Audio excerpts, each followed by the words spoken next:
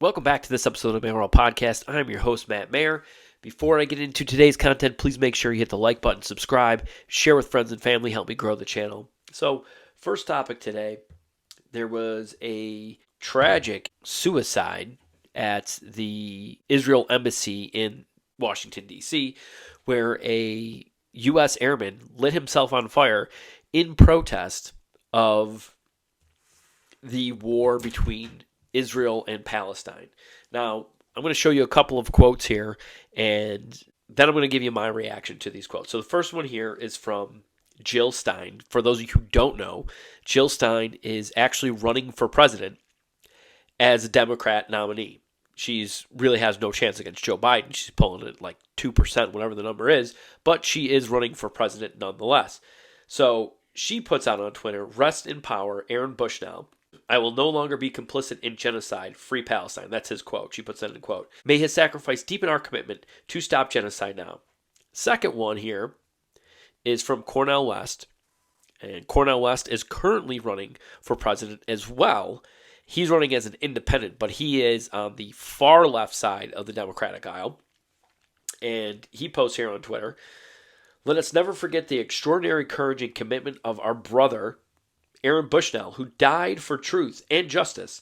I pray for his precious loved ones. Let us rededicate ourselves to genuine solidarity with Palestinians undergoing genocidal attacks in real time." And then the final one here is from Bernie Sanders, who is not currently running for president, but has run for president again on the left side of the aisle.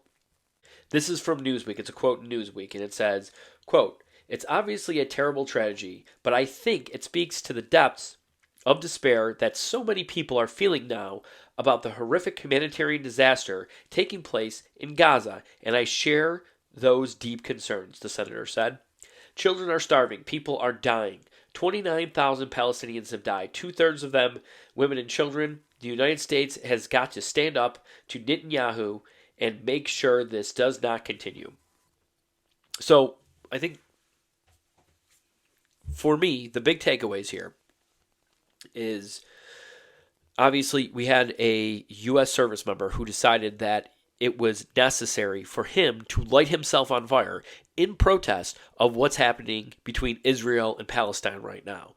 Forget the fact that this war would never have happened if Palestine or Hamas, who is the elected government in the Gaza Strip, wouldn't have attacked innocent civilians in Israel on October 7th. So let's put that aside. But in terms of the way the left approaches violence, and I'm sure many of you have noticed this, from riots to protests, the left is willing to support anything that they agree with. So the Summer of Love in 2020, all those people were just frustrated with the systemic racism or whatever the narrative is that they were pushing that particular day. And the left was willing to just go along with it. There was plenty of quotes out there from politicians to Hollywood celebrities all over from the left side of the aisle, not condemning what was going on in the summer of 2020. And again, as long as it is something that they agree with, they're never going to condemn it. It's really fascinating to see the mental gymnastics that these people have to go through to justify it. So, for example, the burning of police cars clearly is a felony. You can't just burn not only police cars, you can't just throw Molotov cocktails through the car windows of random cars and light them on fire. Those people need to go to prison for that crime. The left genuinely believes that those people should not be prosecuted if the reason is justified. It's so stupid. Imagine if you're in a major city and your team wins the Super Bowl or the World Series, whatever it is, and people are just chucking Molotov cocktails into car windows out of celebration. You would say, anyone rational would say, that person needs to go to prison. Because it doesn't matter what their reason was. What matters was their intent in this situation. Their intent was to burn the car. They successfully burned the car. And that's a felony. Same thing what happened in the summer of 2020. this protest of this man lighting himself on fire, and the left using this as a talking point to push the genocide that's going on in Gaza, or whatever they're calling it nowadays. And again, you'll see this all over the place from everyone on the left, and that's my take on this. This is my biggest takeaway: is it doesn't matter if it's a protest, a fiery but mostly peaceful protest. It doesn't matter if it is somebody burning down a building. If it's for the right cause, the left will justify it. And that is what is going on in this country, and it has to stop. Law and order has to take precedent over your feelings. If you're mad about something, you don't get to burn it down because the party in power says, I agree with your reason for burning it down.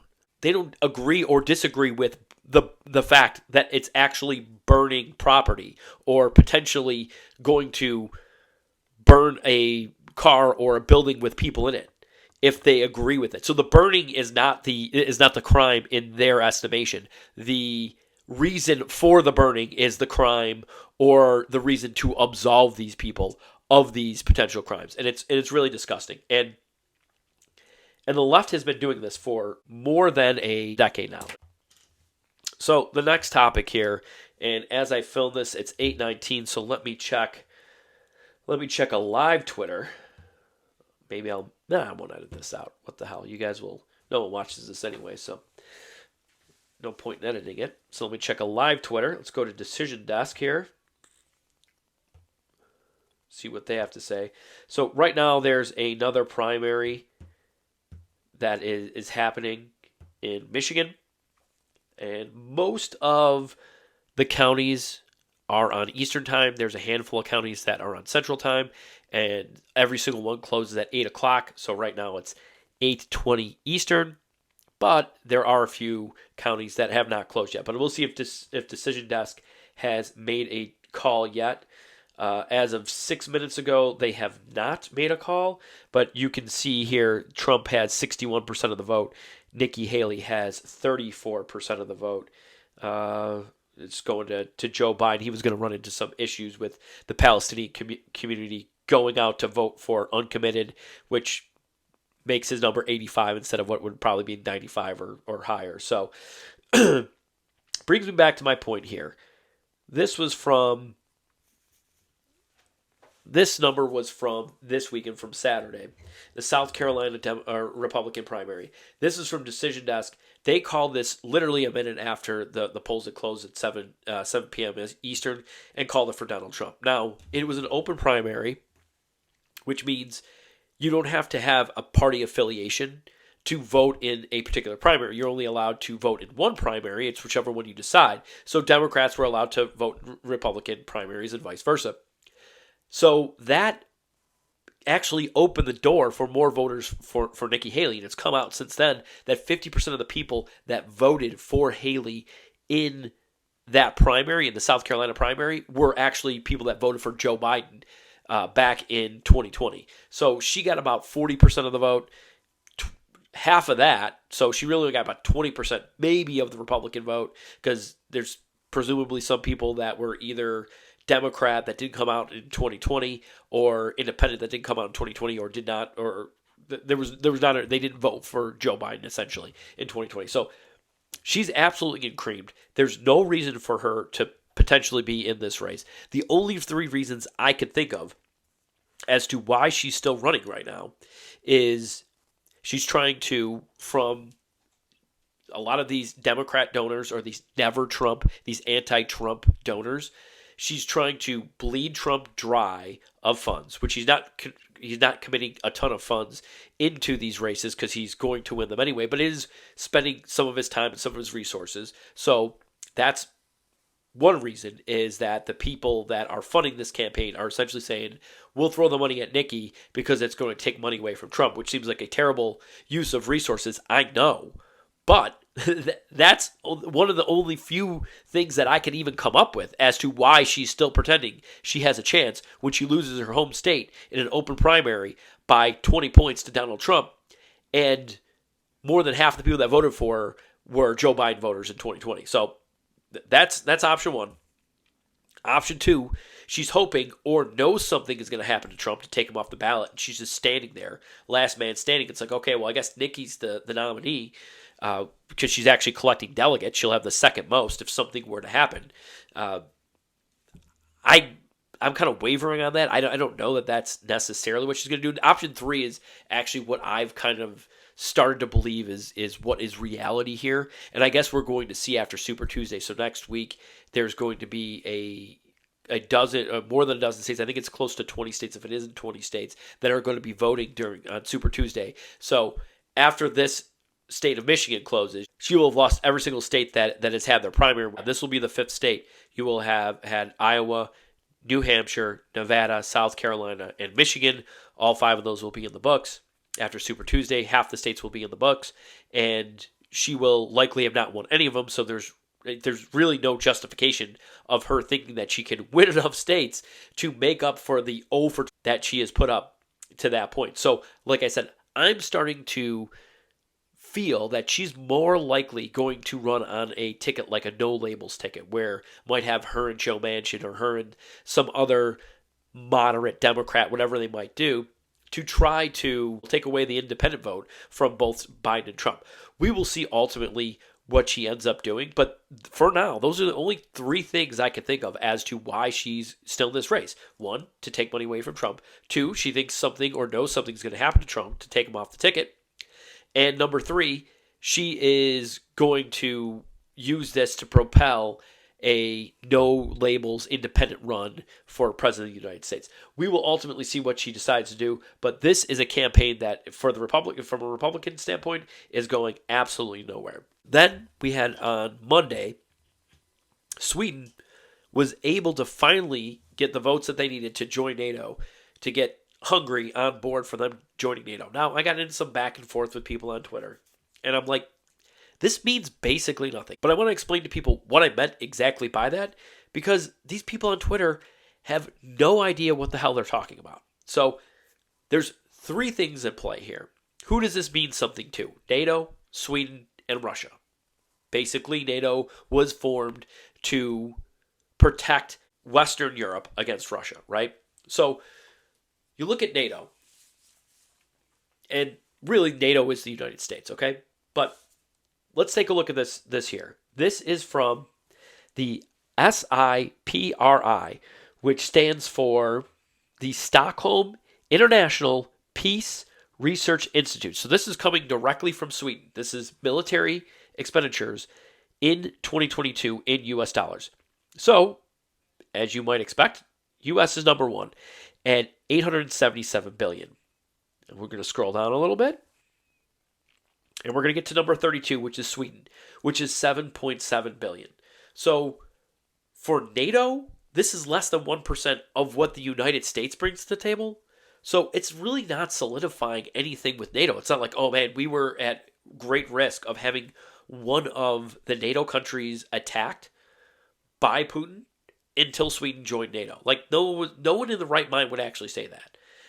People were telling me like, oh, Sweden's got some state of the art like submarines. I'm like, cool, they got like 2 submarines. Great fucking story. Like, who gives a shit? Like, that means nothing. Do you think Putin really cares about that? For NATO, I don't get what makes them that much stronger. Does it help them? Yeah, you'd rather have more than less, but it's not anything that's going to move the needle by anything significant. Then I was hearing people talk about, oh, well, they have such a strong presence in the Baltic. It's like, are you kidding me? Like, what does that even matter? If you look here at the map of Europe. Zoom in a little bit so you can see a little bit better. You'll see Russia here in the red. And you look at the Baltic Sea, which is kind of right here in the center of the screen. Russia has almost no real estate in the Baltic Sea. Now, there's a little sliver of land between Lithuania and Poland. You'll see that in red as well. That's part of Russia, too. But Russia is the largest country on Earth, and they have almost no real estate. They say St. Petersburg is really the only thing noteworthy that's in the Baltic Sea. But I want people to pay more attention to the other countries in the Baltic. So Finland, who joined last year, they're in the Baltic Sea. They're part of NATO. You got Estonia, Latvia, Lithuania, Poland, Germany, and Denmark. And then you have Sweden. That is 9 countries that have borders with the Baltic Sea. And prior to Sweden joining, 7 of those 9 were NATO countries, and 1 was Russia and 1 was Sweden, who was essentially neutral. So now Sweden joins, and it's like, well, that changes the tide in the Baltic. Are you kidding me? That means absolutely nothing. It means absolutely nothing. It does not strengthen NATO in the least, in my opinion. Then you look at Sweden itself. Okay, Sweden is sandwiched in between Norway and Finland, right? And then they basically have the Baltic Sea, and in between the Baltic Sea, like they're in between the Baltic Sea, you have Germany and Poland and all these Baltic countries here, the Estonia, Latvia, Lithuania, and Russia has a little bit of real estate there as well. Russia cannot invade Sweden by land; they just cannot do it. They would have to go through NATO territory, which would invoke Article 5, and they can't do that. So everything that Russia would have to do would have to be in the Baltic. Now they'd have to either get aircraft carriers out there to do any type of air attack, and they'd have to get battleships out there. Either way, they'd have to be fighting this through sea and through the air. They have no land attack at all that they could do on Sweden, and they would have a small little port basically off of St. Petersburg to kind of navigate all their naval ships in there. It's just impractical to think that they would do that with all the landmines of NATO being right around there. Like, it makes no sense. So for Sweden, I can't imagine. Does it make them more secure? Sure. Anything could happen. Tomorrow we could get, this solar system could get sucked in by a black hole. Sure, that could happen. But it's highly unlikely. It was very, very highly unlikely that Russia would have, for some reason, launched an attack on Sweden using nothing but battleships and some aircraft carriers to try to attack Sweden. It would be a very bad strategy for Russia to do so, and it would really essentially give them no benefits to do that, because you see what's happening with Ukraine. You don't think that NATO these NATO countries wouldn't fund Sweden? It would be the same thing with Ukraine, except they can't do anything on the ground. So they would have to take over the entire country through the sea and through the air, which means they'd have to just level the entire country. And at that point, what does ruling a bunch of rubble even mean? So there's that. And then there's the Russia side. Okay? So let's take a look at Russia and their imports. You look at their main imports from countries is China, which they share a border with, and that's on the other side of Russia. Germany, Belarus, which Belarus is basically a puppet state of Russia. South Korea, Poland. Okay, so you got Germany and Poland, which they already do business with, and I'm going to go pull back up the map here. They already do business with in the Baltic Sea.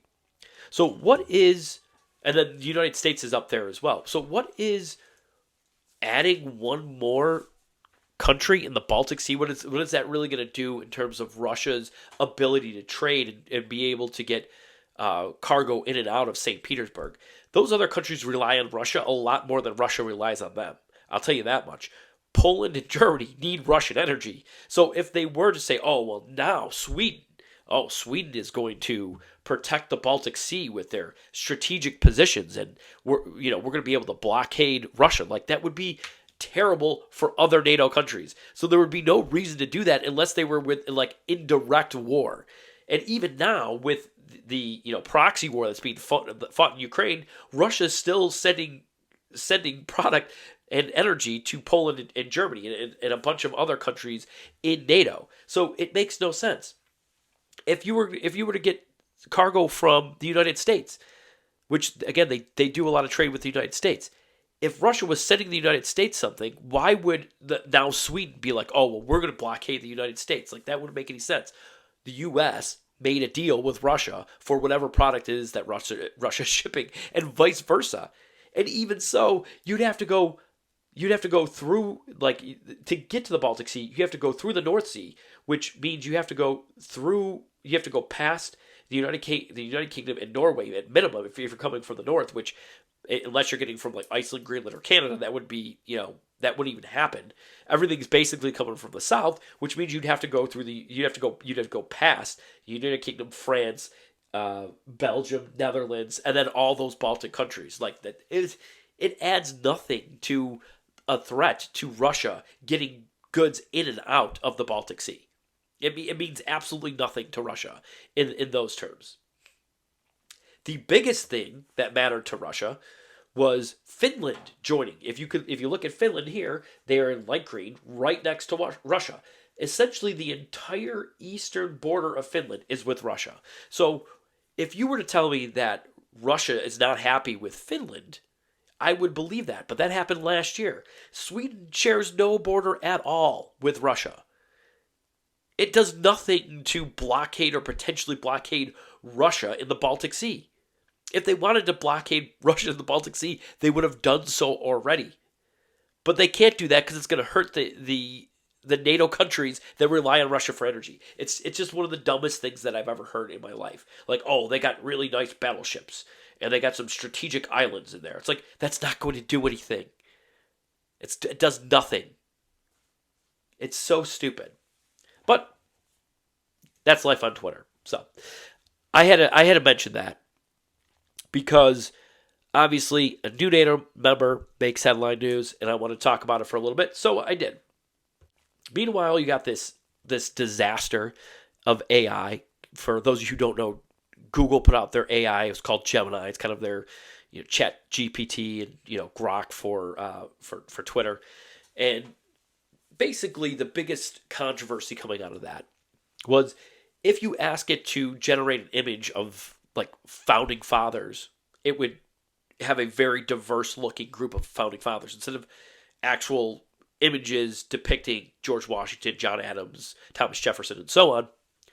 It would be a bunch of people that had like darker colored skin, which makes no sense because it's historically inaccurate to do something like that. So it really calls into question the engineering behind it. I think that there's something even more, like something more obvious that people are missing here. And I posted it on Twitter.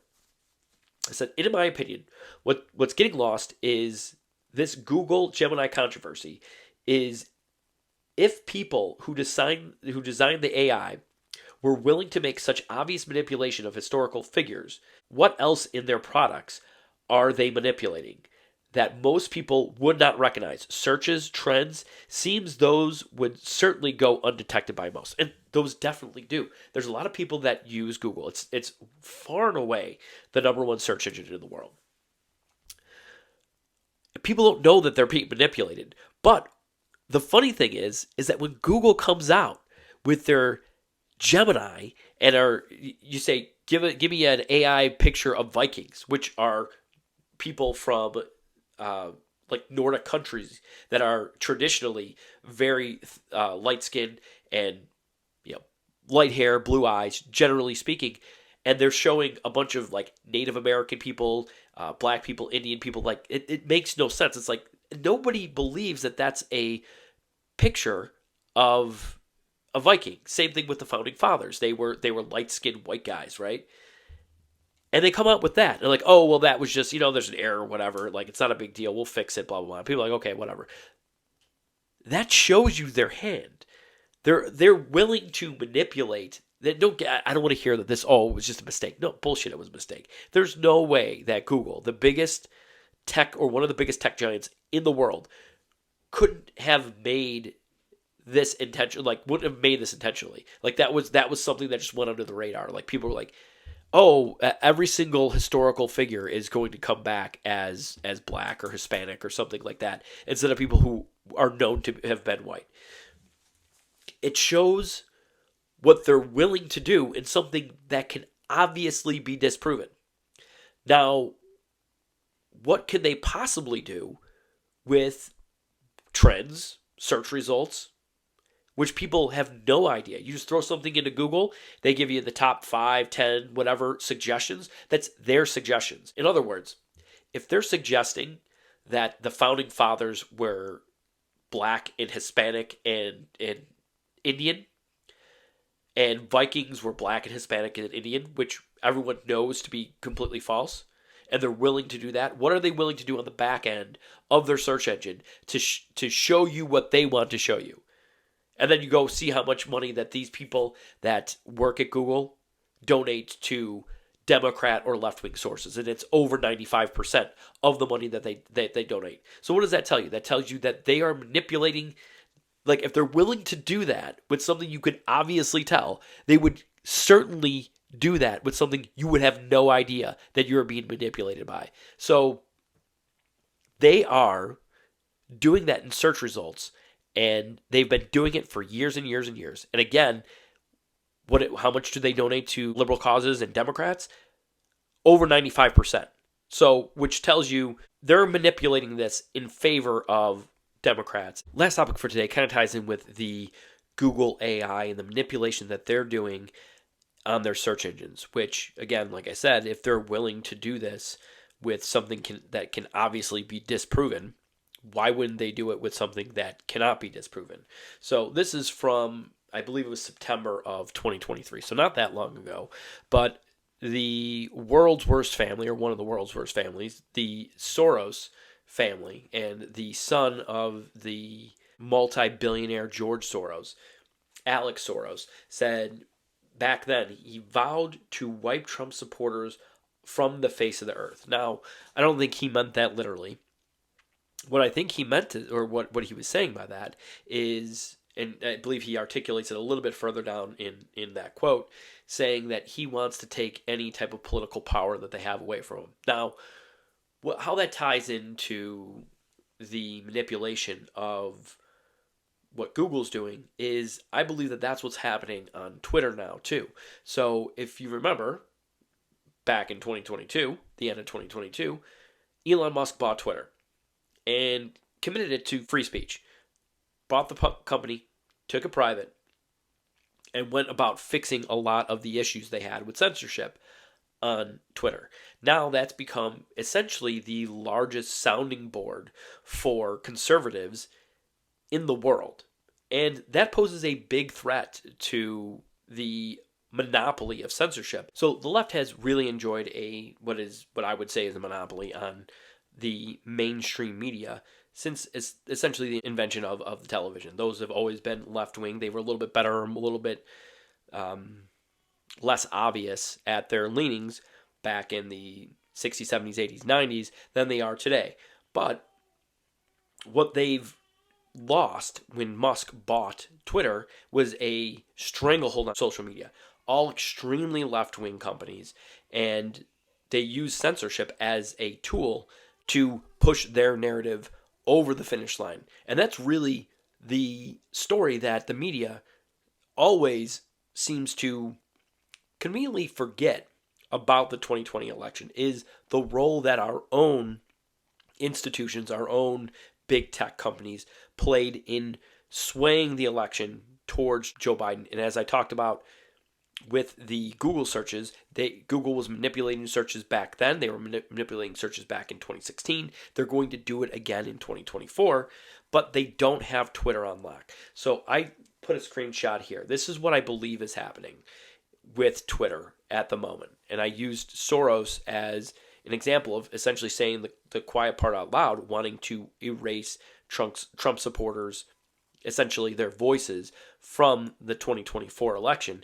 And the best way to do it right now would be to attack Twitter. So if you go to Twitter and you want to be part of the community notes, there really isn't much of a requirement to be a contributor to community notes. So one, you have to not have violated rules. Two, joined at least 6 months ago, so they don't want people just creating accounts to be part of community notes. Have a verified number that has a trusted phone carrier and not associated with another community notes account, which for me, I have two different accounts. If I use my phone number, I can only be a community note contributor on one of the accounts, presumably is what that means. So really the bar is fairly low for being a community notes contributor. So why do I say that? So you see things like this. So you see here, this is from Raw's Alerts saying that Thousands of X creators, including our account, have been hit with a significant ad revenue sharing pause, causing major concern across social media site platforms as many creators are reportedly canceling their premium subscriptions. So that is absolutely perfect, right? So Elon comes up with this way for people to generate money on Twitter. And a lot of people, especially on the right, have been able to generate a decent amount of money by posting stuff on Twitter. So, like I said, where is this coming from? If you see that they see this, it just says somebody getting this today. They are temporarily suspending the account. It says you have violated the account policy. So what is that? I don't know. Is this a hack? I don't think that's necessarily what's going on. I'll tell you what I think is going on here in just a second. But you can see how that would frustrate people. So anyone who's like Roz alerts, people like that, who have been making money on Twitter from their posts, from their content that they create, might not want to post on Twitter anymore. Isn't that perfect? Isn't that exactly what it sounds like Alex Soros is saying when he says he wants to eliminate Trump supporters from the earth in 2024 ahead of the election? Does that not sound like the way that you would go about it, is attacking their number one sounding board on social media and any form of media in Twitter or X, whatever you want to call it? Like, that sounds perfect to me. That sounds exactly what somebody that was aiming to take away the power or the voice of Trump supporters would do. Get everyone bought into Twitter, and then Twitter allows them to make money, and now Twitter is taking their money away. Frustrate those people? Doesn't that seem like something that might be advantageous for people on the left that are trying to silence Trump supporters? It sounds like that to me. This is a post from Matt Wallace. I believe this was the 25th. Today's the 27th, so for 2 days ago. It says, announcement. Unfortunately, I am likely going to have to shut down my X account and focus on other things. Matt Wallace has almost 2 million followers on Twitter, and he's saying that he might have to shut it down because the reason why is because community notes contributors are now unfairly noting almost every single one of my viral posts I have. I can no longer support my family from X. So where's he going to go? Is he going to go to Facebook? They're going to limit what he can say on Facebook. They're going to shadow ban him on Facebook. They're probably already doing it. If you take him off of X, then he's gonna have the only other places left to go that have this kind of reach are these far left-wing run institutions. Isn't it perfect? It sounds perfect to me. This is his post from February 24th. He says, this may be the worst community note I've ever seen. They say it is totally normal for there to be a report antisocial behavior signs. Not only do I strongly disagree and think that's weird as AF, but nobody asked for their opinion. Targeted harassment, please ban all community note contributors who voted yes that this was helpful. Elon Musk. So he's tweeting at Elon Musk. So this is the post here. It's a Taylor Swift video. It got community noted, and if he asks, he says, Taylor Swift performance this week in Melbourne, Australia. What do you notice about the crowd? And that's all he puts.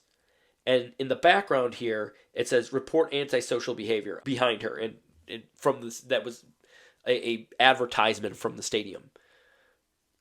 So he got community noted about that. All he did was ask, what do you notice about the crowd? That's it. And that got him community noted. This post, can I click on it? This post here. Look at how many views. Almost 30 million views.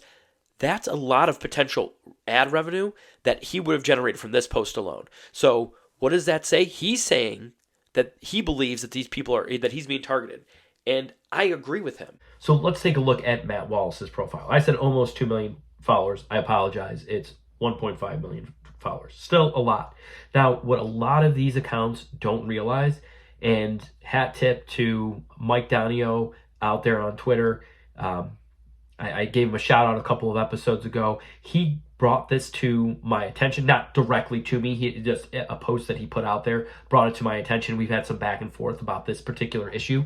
Now, what's happening with Matt Wallace isn't necessarily the same thing that's happening to Raw's alerts, but I believe that it's potentially the same system that these people are using. They're using what's called lists, I believe, to target people. So I'm going to click on Matt Wallace. You see these three dots here in the middle, right underneath his background photo there, and I can see view lists. Okay, so Matt Wallace has one list. It says my faves. So it's a list that he put together, and it's got 23 members and 6 total followers. Okay, cool. You look at these three dots right here, right underneath where it says Taylor Swift. Click on it and it says list they are on. So I don't think that there's no way that he's following the list that he's on. And there's a lot of conservative commentators out there that are not following these lists. Remember, I just showed you what is required of people to be community note contributors. All they basically have to do is be able to verify their number and have an account for 6 months or greater. Now, if you look at all these, some of these might look, rather innocuous, but you keep scrolling down, and right here, certified crybabies, 16 members. You click on that, and I've actually blocked this person. So look at this person's profile picture, Cassie. Here we go. Let's click on view their posts here. Now they don't have. This might not be a great example because it doesn't look like they have anything in their bio. But this here, let me see if I can unblock this person. Maybe I'll get, there we go. Joined December of 2022. They have 15 followers from Ontario, Canada. They've made 350 posts in the last, call it, what is that? 14 months, 15 months, whatever you want to say. Acquired no following at all. But let's take a look at their lists. View lists. Look how many they managed to have 1, 2, 3, 4, 5, 6, 7, 8. 8 lists this person has. Absolute weirdos, certified crybabies, grown and illiterate. He has a wrinkle-free brain, Nazis, paid for Twitter, racists, support pedophiles. Like, it seems like this person who, if they're not using their account, which maybe they just created an account, they're not very active, 350 posts, whatever. They've taken an awful lot of time to create these types of lists. So what do I think that they're doing with these lists? Well, when you click on somebody's profile, right, click these three, I could block this person, I could report them. So I'm guessing that what's potentially happening with Raw's alerts and everyone else is that anything that could potentially be over the line, these people that have created these lists are reporting them for bad behavior or something that could be considered offensive or whatever they believe is right up to the line for Twitter to potentially suspend these accounts. And it's a lot easier if you have people on the list. So they have these particular lists and say, okay, this is what I'm going to do. And I believe 100% that's what they're doing with community notes. So when they see Matt Wallace post something, and I'm not saying necessarily this account, but this is an example of what I think they're going to do. They have these lists. Let's go back to view lists. And he was on Certified Crybaby, 16 members. Let's go back. Certified Crybabies. So loading the list. Here are the people. Ben Shapiro's on it. Let's look at all the members. Kaya, that's Libs of TikTok creator. Marjorie Taylor Greene, Libs of TikTok, the account itself. I don't know. I'm not familiar with everybody here. So Matt Wallace, Jordan B. Peterson, Kevin Sorbo. Every single person that I listed there are conservative, and I assume that the accounts that I'm not familiar with are probably fairly conservative. I mean, the first one says Jesus is king in their bio. So I'm assuming that they're using this list. And look at this. Ben Shapiro, Marjorie Taylor Greene, all the people that they have on that list, every single one of their tweets is going to come right here. So you can easily go through their tweets and try to find something that they find either borderline offensive so they can report that person, which I think is what's happening in the case when you see somebody like Raw's alerts, or community note them to oblivion for any one of their large things. Like, he got community noted for a, you notice the background in the Taylor Swift, like asking a question that's unbelievable that would even be community noteworthy. But as you saw, that post had 30 million views. That's just taking money out of Matt Wallace's pocket. And guess what? What did Matt Wallace say? I might have to tone down my Twitter usage because I can't afford to lose the money and put all this effort into Twitter and then not get any money out of it. Again, does that sound like something that somebody like Alex Soros would do? Is either fund these types of groups? Because they would never fund it. The Soros family would never fund anything to their political benefit or to their worldview benefit. No way. I'm not saying that all these people are. Some of the people might just be vindictive as hell and have nothing else to do and have created this list. I don't know.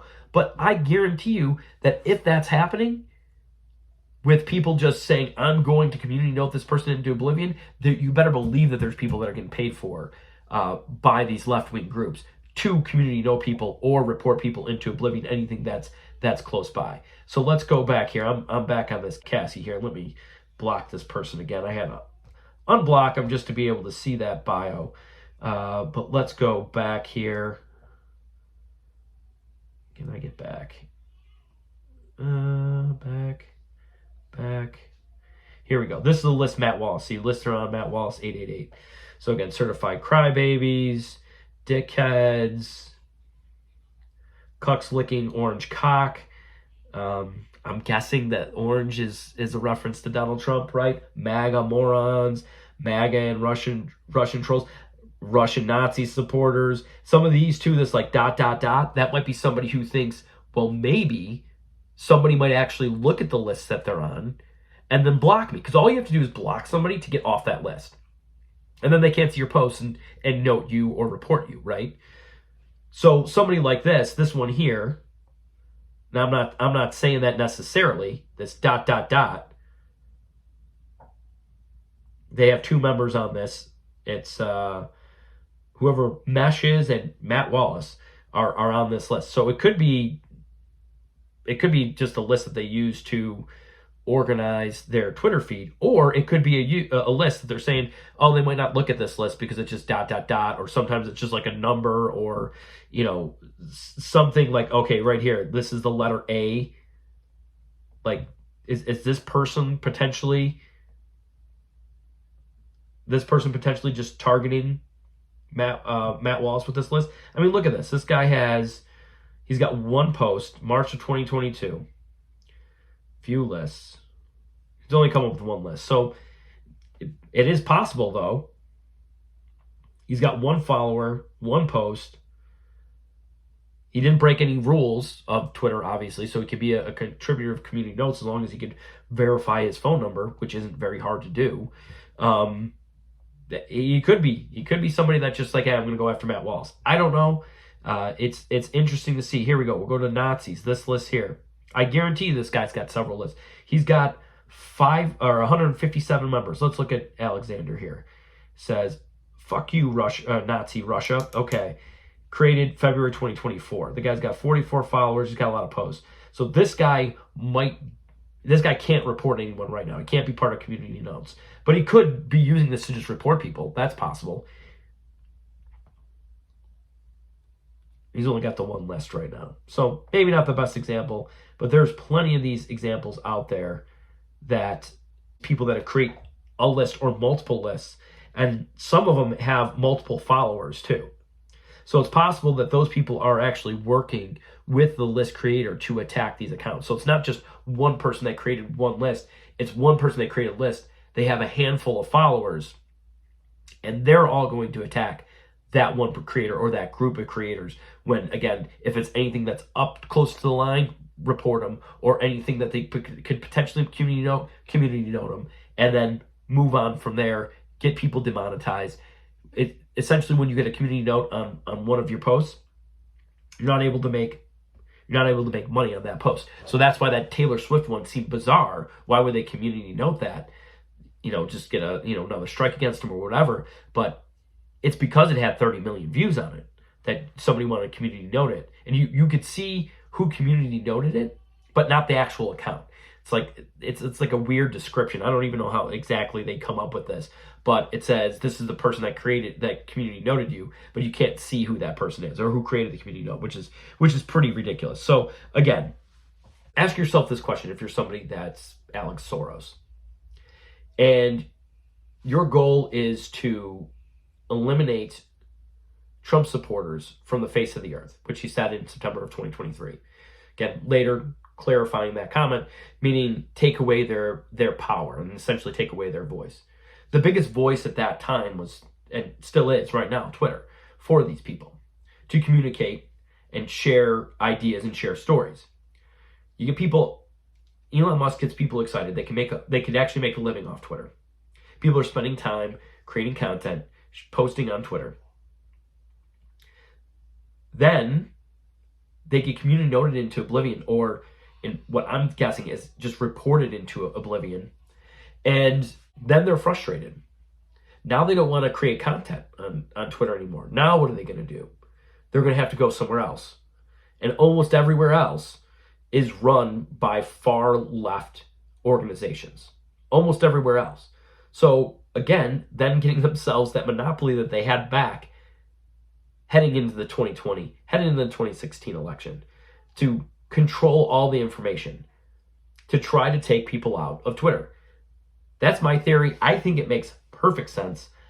And I'd like to see people's comments. I'd like to see what people have to say about that. No, get my conspiracy theorist hat out. But sometimes the difference between a conspiracy theory and the truth is no more than 6 to 12 months. So we'll see ultimately where this goes. But again, if you're on one of these lists, if you're a big content creator, if you happen to see this, you're looking at what the list that Matt Wallace is on, and you don't think that these are being used to target you in any way, shape, or form, you're crazy. They absolutely are. How much of an effect it'll have to block all these accounts? It'll have some effect. It'll help you a little bit. At least you know some of the people that are out there trying to target you, and you can block them and go from there. So, shout out for the week. This is to JDO Post. He is at JDO Post on Twitter. He's got a private group. It's a very great group. He's got a lot of content that he puts out there. Very smart guy. Somebody that I think is worth giving a follow on Twitter. I've had a lot of interaction with him through DMs. Actually had a phone conversation with him. We're planning on doing a Twitter space here soon. So, guys, give him a follow on Twitter at JDO Post. Again, great follow. Costs nothing to follow him. Please do so if you have the opportunity to. And that's it for this episode of the Mayoral Podcast. Thank you all for tuning in. Please make sure to hit the like button and subscribe on your way out, and I'll see you all in the next video.